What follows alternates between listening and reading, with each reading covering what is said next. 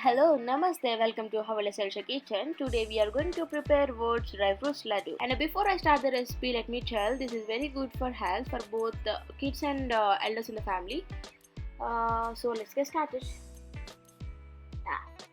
Take a pan, add 1 tablespoon of ghee. Now add oats powder.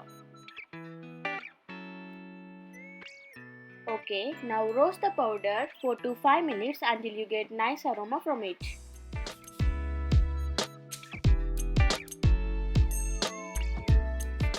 Now transfer the powder into a bowl.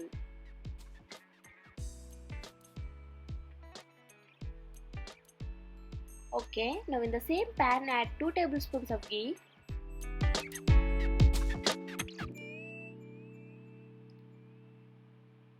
Finely chopped cashew nuts, roasted groundnuts, pista, watermelon seeds, pumpkin seeds and sunflower seeds. Fry for 4 to 5 minutes. Now transfer the seeds into a bowl.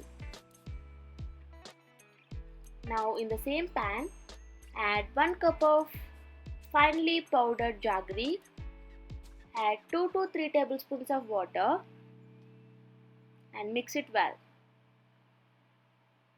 Once you get the thick paste from it, add roasted oats powder, nuts,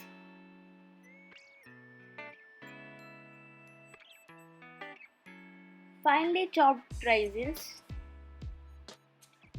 finely chopped dates and also black raisins. Mix it well. Once it is well combined, switch off the flame and transfer this into a bowl. Now with this, apply a little bit of ghee to your hands and make laddu as shown in the video. If you find any difficulty in making laddu, then add 4 to 5 tablespoons of honey and then make laddus. Okay, here are our Oats Dry Fruits Laddus.